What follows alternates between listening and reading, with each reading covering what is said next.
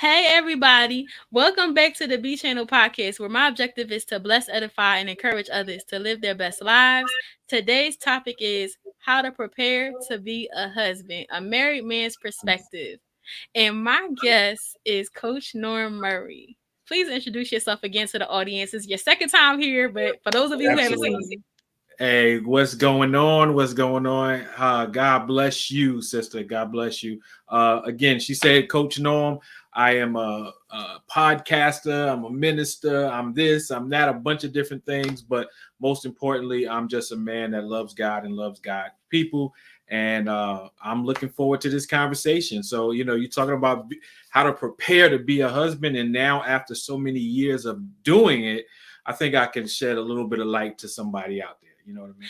yes, that's exactly why I had to tap you for this Right. conversation. And for those of you who haven't really been keeping tabs on this podcast, back in November of 2023, I believe, I did a conversation called How to Prepare to Be a Wife. Mm. So if that's of interest to you, you can go back and check that out because I figured that these two can be a great resource if any of you are in those seasons, those There you go. respective seasons. So, yeah, that's just a little tidbit about that. And so, my first question for you is: did you always want to get married? No, absolutely not. No. I mean, young black man living in Brooklyn, New York. I don't think marriage was ever a thing. But I gotta let me back up a little bit. Let me explain to your audience that I've been married now. This year, 2024, will be 31 years. I Mm. got married at the age of 20. Okay. So 19, 18, 17. No, I wasn't thinking about no marriage. No, not at all. But if you want to know the story on how I decided to get married, I can tell you that though. You know what I'm saying? But no, it wasn't a thing of mine that I always was like young going, I can't wait to get married and have kids and have a family. No, that wasn't never, a thing. Yeah, I would love to hear that story. What made you So decide to? so my wife, Miss Shelby, oh man, this is how I knew I wanted to get married. We had a child, my firstborn, my son. We Hmm. broke up like a lot of young couples do after having a baby. For some strange reason, it just works out that way. And the entire time we were broken up, I was miserable. I was 19 years old. I had a car, I had life happening, I had a job, I had all this going on, and I was literally miserable without this woman. I was Mm. and I can remember crying to my mother and saying, "Ma, if I ever get the chance to get her back, I'm going to marry her." And it wasn't long after that we started to rekindle and get back together. And she was with somebody, I was with somebody, and we got back together. And I immediately asked her to marry me. And it didn't take long. And within a few months, man, we had a full blown wedding, 7 bridesmaids, 7 groomsmen, and it has been peaks and valleys, but that's what you go through in a marriage. But I was miserable. I was miserable without her, and I don't have no problem telling the world that I was miserable without her. So the opportunity that I had a chance to get her back, I was going to make sure she was going to be my wife. So That is so beautiful that you got a second chance right. and that you embraced it. And that's really something that people should hold on to out there, especially men. If you have a good woman, you And better hold on to her. hold on, man. Just Because you may not always get that second chance. right. So make That sure second, y'all embrace her and yeah, appreciate her. absolutely. And I'm sure plenty of men, and I'm sure women feel the same way in a certain sense that there's always the one that got away, right? Oh, Hmm. man, she almost got away, but nope, not. No. I got her back. Oh, that is amazing. What lessons were you taught about marriage growing up? Ooh, man, that's a tough one because uh, I didn't grow up with my mom and dad married. It wasn't Mhm. until later on that I was becoming a father that my mother eventually remarried. So it wasn't a lot of lessons to be honest with you. The men that I saw growing up in the hood, if you will, they were boyfriend and girlfriend. They were pimping prostitutes. They was, that's what it was. And what you saw growing up in the hood wasn't always what you saw on TV. So if you want to talk about a marriage, Mm-hmm. the Huxtables was what you saw as a marriage. Good times, stuff you saw on TV, not necessarily where I grew up. I don't have a lot of friends, or didn't grow up with a lot of friends that came from two-parent households. It was a Mm-hmm. family. So everything that I learned about being a husband was through trial and error, to be honest with you. I had some family members here and there, and some mentors, but it wasn't until after I was married that some of that wisdom was imparted to me. So Right. And that's really something that I see lately is mm, people don't really have that desire to mm, be married anymore. And it's really something that you still, got into that relationship of marriage without having seen it a lot. right. So that just goes to show you it's not about how you start out. It's just really about what God wants for you in terms of Absolutely. relationships. And we see it so much, right? And obviously before I got married, it wasn't a biblical concept in my life at the time, right? Mhm. But the word is true. He who finds a wife findeth a good thing, right? And I know a lot of times, I know women, I don't want y'all getting upset, but there's women that want to be married, and they love the idea of being married. However, when you go out there and you try to just pick something on your own, a lot of times it don't work out, because God hasn't ordained that to be that way. And I'm not saying that a woman chasing a man and it will never work, but you got to understand the principle of what biblical speaking is, and he who findeth a wife findeth a good thing, right? So but it wasn't a biblical principle, and honestly, it wasn't until 2008, when I finally surrendered, and received the gift of the Holy Ghost, that my marriage started to get even better. We were still, Mhm. but it got better after I started to understand and come into a knowledge and understand of who Jesus Christ was in my life. And then things progressed from that point on. So Yeah, so that's really something too to hold on to, that we need God in the center of our relationships for them to absolutely. flourish. And I just love what you said about the men, because I like what Laterris Whitfield says, and from Dear Future Wifey, he'll say that women are supposed to present but not pursue, and like the man is not supposed to try to persuade her, he's supposed to pursue her. Right. So, and I really appreciate that, because of the fact that as women sometimes we do look for people, but our picker can be broken, Right. and we're picking the wrong way with the wrong motives. Right. And we have to learn to understand that whoever's for us is going to come together. And I kind of come from the school of thought, focus on friendship. If Mm, that person can be a solid friend and they have morals and values about right. them, then possibly it could be something, but you gotta let God let that happen. Like, Right. stop trying to force things to happen. Absolutely. And let me say this. I'm gonna say this to the women. I'm gonna let you know right now.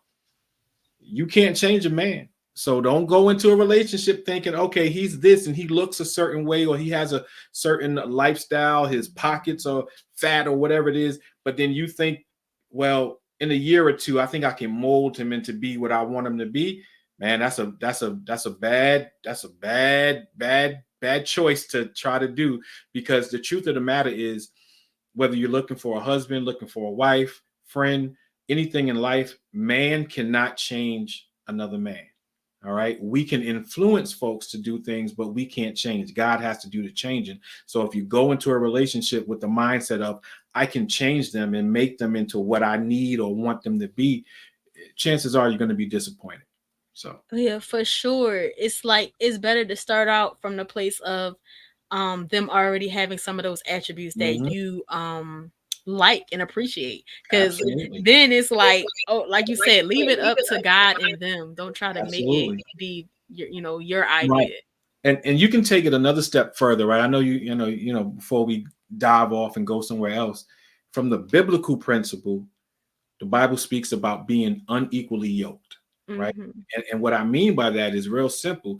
We find a lot of women in the church that are saved, but that man is not. And you think you can persuade him. So you're already entering into a union unequally yoked. And so if you believe the Bible, then you got to understand that there's going to be turmoil that's going to come your way because you're starting out like this and you can't make that change. It's hard to change a person. Then when that person doesn't become the man or the woman you wanted them to be, we end up in divorce. We end up with baby mamas and baby daddies and exes, and that's how we end up. So Yeah, I really believe that because I was just reading in Ezra last night, and the people all married like pagan people. pagan So the people. priest was like, "No, y'all gotta get rid of them. Y'all gotta dip, even if it's kids." I'm like, Right. "Whoa!" And then like somebody I was reading a plane where they were like, "I cannot believe that that happened." Because God has such compassion for the Right. Israelites time at the time at the time, but it's like He doesn't want a proliferation of people No. just living corrupted. That's right. Absolutely. And the thing is this, there's a way to have that conversation with the people in your church, with your family members, and not be so condemning to them, right? Right. Because people don't know what they don't know. That's the fact, right? But there needs to be a way that we should be able to have that conversation so that people understand. And like I said, I'm one of them, right? That my wife and I were equally yoked because neither one of us was in the church. We didn't care. Mhm. We wasn't thinking about no Jesus, that's for sure. We was young, you know, young and dumb, basically. But at the end of the day, we knew what we wanted for each other. And then eventually time happened, right? And behold, 35 years later, we're still together, right? But that's not the case for a lot of young couples. So there's definitely, I take no credit for anything in this marriage except for the Lord. And so sometimes we have to go that route, but a lot of times if we're not um and let's also be mindful that not everybody is biblically sound either. You know what I'm saying? So but at the end of the day, for me, that's where the goal was. And so once I, like I said, once I got saved, man, marriage took a whole new level, a whole new plateau to travel. And I'm still finding ways how to love my wife better, how to be a better husband. Even to this day, we're ever learning. The Bible speaks about us ever learning. So there's never going to come a time where I've arrived to say I'm the best husband ever, because people are fickle. We change. And so it's important to understand, and I have to learn her, right? And as she changes, I need to change with her. So today she might be all lovey-dovey, but tomorrow it might be, stay over there. So, but whatever it is, Right. we need to be able to coexist and adapt to each other. Yeah, and be in alignment, like you said, Absolutely. because otherwise you cannot flourish and really be that powerful couple in the Mhm. kingdom of God that Right. that you want to be if everybody's not on the same page. So, like you said, yeah, you got to really get there. And just to pick your brain a little bit, what makes a good husband or wife in your opinion? What makes a good husband? Yeah, or Woo! wife. Well, I'll keep it from the husband's Mm, perspective. But what makes a good husband is somebody that is willing to understand that first and foremost, you don't own your wife. All right, she is not your property. All right, you don't get to tell her. You don't get to rule with an iron fist. It never works out that way. I don't care. There's going to be some trouble along the way. But a man that can you have to command, if in my opinion, you have to command the respect from your wife. So here's a great example. If you ask me who runs my household, I have mhm, no problem telling you that my wife runs the household. No problem. mhm. However, there's been a level set that there were certain things in our marriage that, you know what, it's got to go by him. Right, You're going to spend the night at somebody's house, I need to know the parents. I need to know what's what, right? Certain things, yep, got to ask your father. Certain things, it was about the protection, about potentially where we're going to live, whatever certain things that there's an understanding between both of you that I made that decision. But she runs the house. She runs the money. I don't know. I know the lights are on. I know the AC works. I know the car payments are paid, right? All that stuff. But that's our marriage, right? But to make a good husband, you have to understand that your wife is your partner. Okay. Your wife is your equal. Even though the Bible has a hierarchy of the man being dominant over the woman, but not dominant in a forceful way, dominant in a respectful way. And for your wife to respect you, you have to bring things to the table for her to respect. It can't just be because I'm a male, because I'm a man. It has to be that, look, everything that he does is for the betterment of our family. But if you're not doing that as a man, then what do you want the woman to do? How do you That expect makes a her to lot of respect you, sense. you know? So, That makes a lot of sense. And I love what you said about being equals because at the end of the day, what I heard you say the most was that you defer to where absolutely. she's strong and vice versa. Absolutely. Absolutely. You have to. My wife is so I can't even describe her, to be honest with you. She's so smart. And I'm talking about beyond her beauty. I mean, she's smart, she's intelligent, um, she's submissive when she needs to be, she's authoritative when she needs to be, all of those things.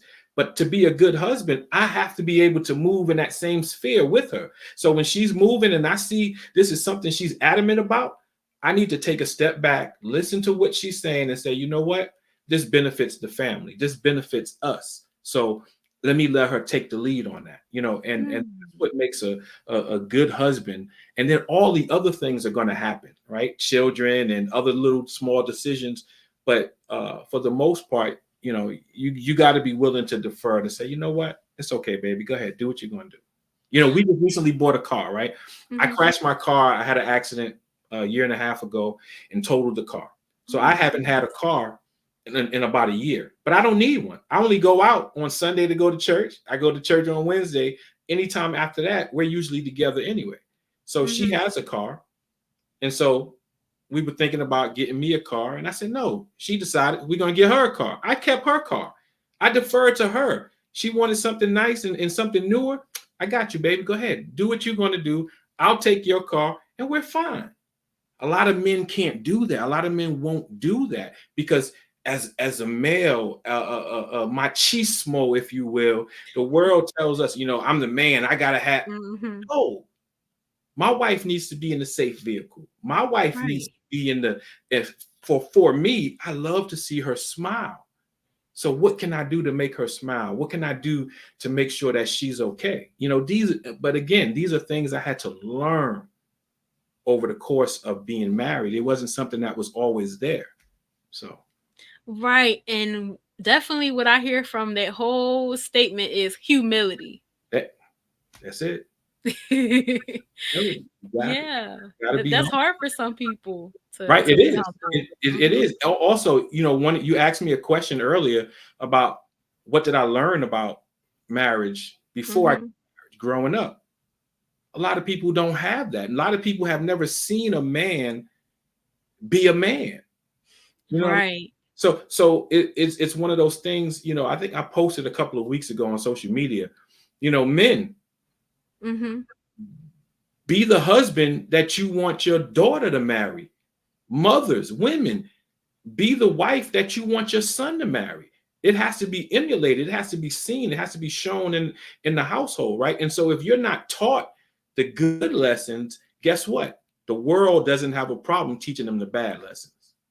Yes, representation truly does matter because I can say from watching my parents, they just celebrated 39 years and Awesome. she's taking care of my daddy every day, and that really has left such an impression on me Right, of how to take care of somebody. And then it's like you end up like a sponge, right, watching it as a daughter. right, You're like, oh man, I just, it makes you feel so good to witness that.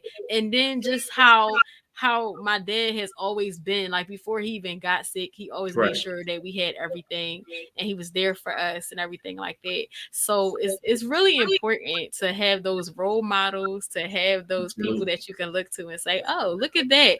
They, it hasn't been perfect, every Right. relationship, has its ups and downs, like you said, and every story is different, but it's just True. beautiful when it works. Absolutely.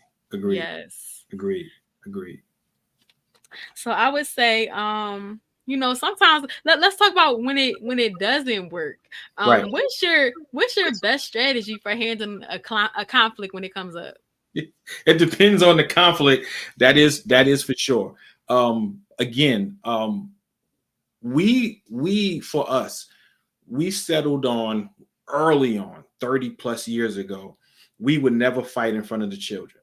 We would never Mhm. argue. You know, the world wouldn't see whatever happens in the house stays in the house, even though we didn't fight in the house either. But there was an understanding that no matter what, this is how we were going to conduct ourselves, regardless. Mhm. But when there is a conflict, I will say this: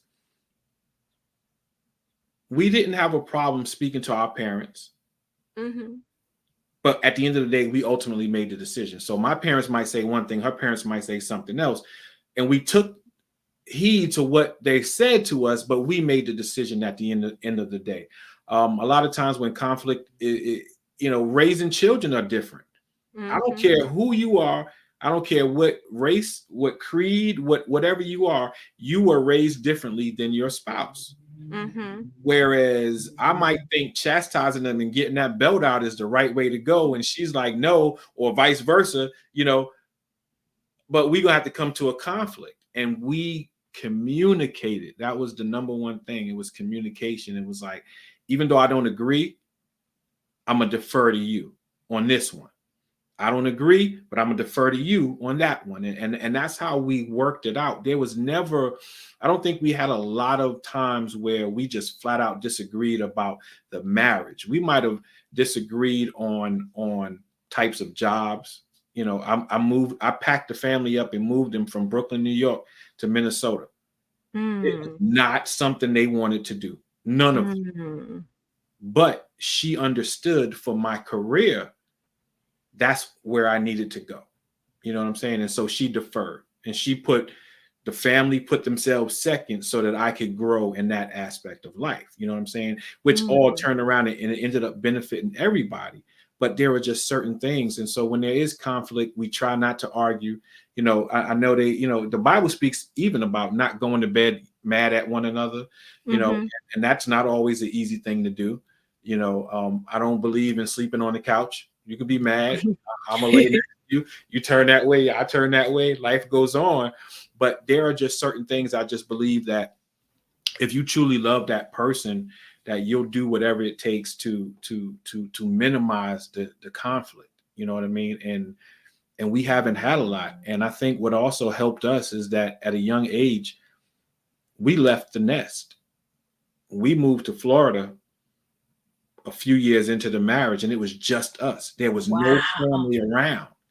And so we learned to depend on each other. We learned to be like, look, we can't reach out to mom and dad for everything. It was us. We had to deal with whatever it is we dealt with. And I believe that made us stronger as a couple, let alone a family, because it was just us. So, Right. What I hear there is three things. You have to compromise, you have to learn that sometimes you're going to need to sacrifice yeah, and choose your battles. pick your battles, brothers. Because Because they ain't everything all is not a worth it. fight. Right. They're really all not worth it. And you know what something else is? You Mhm. have to humble yourself. My wife has no problem telling me when I'm wrong. And for the first, what I said, 2008. So for the first 15 years, almost 15 years, I had a problem with her telling me that I was wrong. Mm. You see what I'm saying? But I had to learn. And now she tells me I'm wrong. I sit back and I analyze and I go, you know what? You're right. I messed up on that one. But I believe that's part of the blessings that God allowed, later on in life, halfway through our 30 plus year marriage, for me to learn that lesson. You know what I mean? That she's not telling me I'm wrong because she's trying to be right. She's telling me I'm wrong because you're wrong. Right. You know what I'm And saying? So that what I heard there is accountability. yes, I love it. I love it. Yes. Yeah, so it's important. It's so many different facets to this thing. And like I really appreciate what you said about not going to bed mad and Mhm. try not to fight, because you must set that example of a Absolutely. peaceful household. But Mhm. also I feel like people sometimes they do that and then the children are like they don't they get shocked when Right. they see it finally happen. So Right. were there some times where y'all couldn't help it and it just happened? Not too much. Now as adults, both of my children are adults now, and Mm-hmm. they look at us. They know when we're not vibing, and it's funny to them because it's not a fight. It's just Right. okay. A I can tiff. look. Daddy been downstairs in the living room all day. Never went upstairs one time till it's time to go to bed. I know something's going on. You know what I mean? So they can see the little idiosyncrasies that we have, but Yeah. it's never been a knockdown, drag out. Nah, none of that. You know what I'm saying? And we focused on that to make sure that the kids never really saw that. Even when it comes to finances, when things are tight, Right. we were always, look, bring the kids in, and we're going to talk to them about this and let them know, look, this year, Christmas ain't going to be the way it was last year. Right. I And love so, that. so it was an openness so that the kids would understand that, look, we're not hiding anything from you, and we're going to, whatever we do as a family. So if we're down as a family. When we're up as a family. So we're going to celebrate the wins and the losses all together, you know. I really love that because sometimes parents will leave the kids out of all those Mhm. things, and those are lessons when Right. you can bring them in those moments where it's appropriate. It's lessons there. Absolutely. Agreed. Yes. So, what has been the biggest lesson that you learned from being married? It ain't about me. It's not about me. It's not about me. The Bible speaks, right? We said earlier that he who findeth a wife findeth a good thing, but in that same area of Genesis, the two become one. Mm-hmm. And so that's the biggest lesson that I've learned, that it's not about me, it's about us. We are one. There is I do not believe, listen, I understand the strategy and conceptually 50-50, but I don't believe in that, because if you give 50% and I give 50%, that means we're only each giving half. It's got to be all Right. or nothing. You got to be all in. I got to give her 100% of me. You see what I'm saying? And then Right. as you go through life, now there's three facets to my life. There's work, there's family, and there's God. Well, Mm-hmm. guess what? I got to give 100% to each of those areas when I'm in those areas. So when I'm at work, I'm at work. When I'm home, I'm home. But when I'm in church, I'm in church. And so understanding that it's not about me, but it's about us. So Right. Moving as a unit, being that's cohesive. me. Absolutely. And of course, Yeah. there's going to be bumps and bruises along the way. We know that. Nobody's perfect. There's Yeah. not one perfect marriage. It doesn't work that way. But if you have an understanding and both parties understand the same thing, then it's easier to navigate when those trials and tribulations do come your way. You can stand together as one and fight them, and usually 9 times out of 10 come out on top. Yeah, like I think that goes back to what you said about deferring because there are going to obviously be some times, right, where it could be 70-30, where it's 60 Right. 40, and you don't have it to give. You're emotionally, physically, spiritually spent, you know? Right. And life does work out that way. I told my wife just recently lost her father, and you know I'm shifting from husband and father and minister and whatever to strictly support mode. You know what I'm saying? Because she needs support. She doesn't need certain things, but she needs support in this area of her life, because right now, and I told you before we started even recording, after the funeral, she stayed up the another 3 weeks, right? Hmm. And get selfish and be like, no, you need to be home with me. And I'm like, Right. I understand. Yes, I'm missing her like crazy because she's not here. But I understand that there's a need for her to be with her mother and her sisters to make sure mom is okay. Her mother and Yeah. father was together for 60 years. Woo! So Talk it's about an example. right. So that's not easy to just lose somebody after being with them 60 years, right? So how could I be selfish and say, no, you can't go up there and be an extended period of time? No, not at all, baby. I support you. Go do what you need to do, and I'll be here. And guess what? My phone worked, FaceTime worked, Okay. it works. Exactly. So it's all good. Compromise. It Absolutely. compromise trust and being secure in your Ab- relationship, and also allowing her to honor her family and support her mom because they Right. both need this support. So Absolutely. that was admirable of you. Hey, it's all I can do. It's the least I can do. Yes, I love that though. It's not all about me because, like, I think that this works in so many areas of life if we can Right. just understand that. Mm, Besides this, but definitely in marriage. But like, right. oh, Agreed. that's pivotal. So, what would you say was the biggest blessing? The biggest blessing Hmm. that she didn't kick me to the curb. She kept me. She held on to me. The biggest blessing I would say within the marriage, it's itself is that we never let anything or anyone come between it. And family's going to be family. You don't get to pick your family, right? And you will always agree with your in-laws, and but for the most part, we've been blessed to have two sets of in-laws that we actually like, that we actually love, right? So Oh, that's beautiful. that's a blessing. You know what I'm saying? That we get along well and we don't have a problem I could be around her family for weeks at a time and vice versa. So having that, the children obviously were and still are a blessing. It's 31 years of marriage, 35 years together, two children, four grandchildren.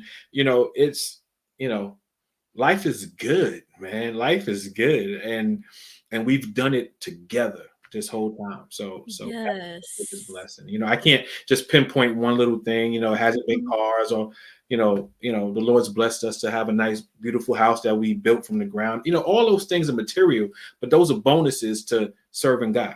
You know what I'm saying? Right. The icing on the cake. Right. That's the That's just adding unto you. absolutely. Okay. That's it. Matthew 6:33. Okay. Seek All ye day. first the kingdom, and then all these other things will be added. That's right. Yes, yes. So if you could plant a seed for the listeners, what would be one thing that you want them to take away from this conversation? Oh man. Take away the unselfishness when it comes to being a couple. About being, is it truly is not just about you. It is a give and take. It's knowing when to give, it's knowing when to take, it's knowing when to defer. All the things that we talked about all rolled up together, that it's really not about you. Women love the diamond ring, right? It's tradition, right? We understand Mhm. that. But ladies, men like men like a ring, nice ring too. Those are the small things, but they mean so much, right? It's the little things, I believe, that help push your marriage and your union to stay strong. You know what I'm saying? Because we could talk all day about finances and money and the children, this, that, and the third. But do you truly understand your spouse's love language? Do you understand that he or she wants to be touched, doesn't want to be touched, like gifts? And there's a book called The Five Love Languages. Oh my Mhm. God, look it up, right? And just grow and adapt with your mate. You can't Yes. stay the same. We people are fickle. We change. So when she changes or you change, there's got to be some give and take. And you guys got to do it together. Yes, everything together. That's a great message. And so are you working on any projects right now? I am. I think I was saying to you earlier. I took a little bit of time off due to a few deaths in the family, but I'm coming back with a couple good episodes coming up very shortly in a couple of weeks. So keep looking. I still post my two or three things a week, uplifting and encouraging posts and videos and things of that nature. So just continue to look for that. I'm also looking at in the near future to be doing some public speaking here locally at the YMCA's and different things for the children coming up. So Oh, that's beautiful. So stay remind us how we can connect with you. If you want to connect with me, you can go to buildingbridges520.com. There you will see everything from life coaching. If you want to get on with me and have a conversation with me, you can see there's a there's a monthly newsletter on there. There's all my contacts, all my social media, so you can see what I'm about. I am an open book, so there's not much about me that I will not divulge. So I'm out there, and everything is centered around Jesus Christ. So no matter what you see from Building Bridges, it will never be a time that it will not be centered around Jesus Christ. And that's a beautiful thing. And Yeah. that definitely just speaks to the whole conversation. Amen. Marriage requires that, being centered Absolutely. around Jesus Christ. So Absolutely. that was beautiful. So I thank you so much for taking the time to join me once again. It was so Not, nice. not a problem. It was my pleasure, my honor. Yes. And so if y'all enjoyed this, make sure y'all like, subscribe, comment, share. Let us know what y'all thought in the comments below. Leave a review, leave a rating. Let us know what you Yeah, let thought us about know. this. Hit us Yes. up. Call on us. Hit that button that says email. Hit that button that says message. We'll get back to you. We promise. Yes. And follow me at B Channel 27. Make sure y'all get up with him at buildingbridges520.com. And that's where you can find all of his information. And of course, it's going to be in the description below. I'm going to have all the tea on him once again. So make sure that y'all connect with him. This has been such a great conversation. I hope y'all enjoyed it and it blessed y'all. And until next Hey, time, peace and blessings, y'all. God bless you. Blessings.